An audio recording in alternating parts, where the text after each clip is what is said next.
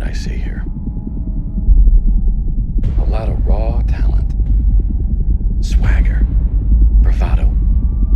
People are scared of you guys.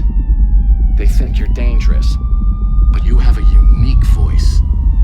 The world needs to hear it. All right, let's hit this shit. All right. All right? All right. Man, this is a great movie. I know it's been like you guys' baby forever, but I mean, even for the fans, like we've knew that this was coming out, and it feels good to just finally see it on screen and see hip hop and the rap business and all that stuff that went on told in this type of fashion. My first question, to you guys, though, there's been biopics done on living people like Stephen Hawkins and Mark Zuckerberg, but how does it feel to be a living man and see yourself recreated on screen, and especially for you to see your son doing it? I mean, it feels great just to be a part of it, to be able to have it in our own hands and to, make sure that we do it justice. So that's fun as a filmmaker, to be able to kind of have your own destiny in your own hands. As a father, just seeing your son step up, that's something that I think everybody can relate to. When you set the tone and your son steps up and does what he's supposed to do and handles his business, and he did a great job, and I think he got a nice career ahead of him if he stay focused. Straight Outta Compton, crazy motherfucker named Ice Cube. And Lashay, you were your dad. Like, it was crazy. At certain points, it was like, that is Cube right there. How was portraying your father, like, how was he with you? How was it different opposed to, like, times when you've been on tour with him or, like, from a music side? Well, being on tour with him, really, I use that to my advantage. I've been performing on stage with him for 6 years now. So, like, those performance scenes were when I was really in my comfort zone. I had never acted before, anything like that. Gary Gray got me coaches, 2 years of auditioning to get that acting side of it down packed. But when it comes to my father, I have so much of him already within me that it's about letting go and being you and just making it fit the situation.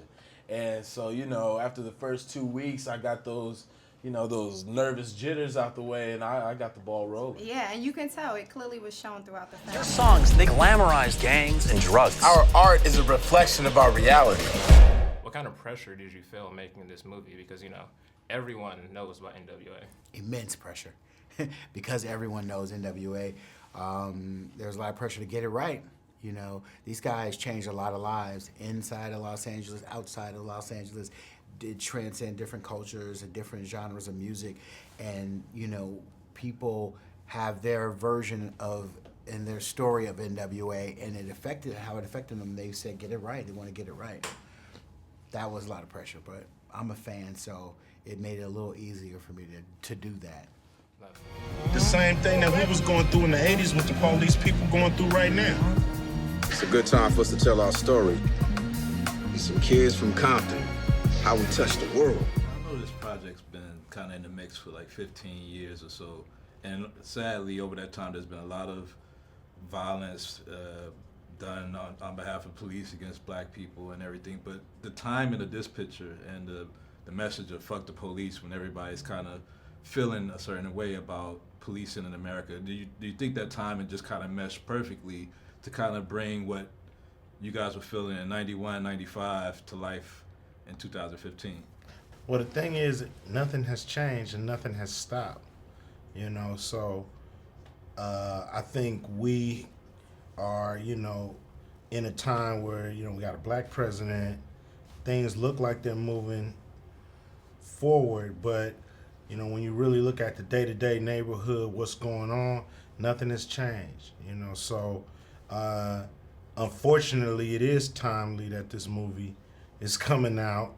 Yeah. But if this movie came out 2 years ago, or unfortunately maybe 2 years from now, it's still gonna feel timely until we hold people accountable, hold the police accountable for what they're doing.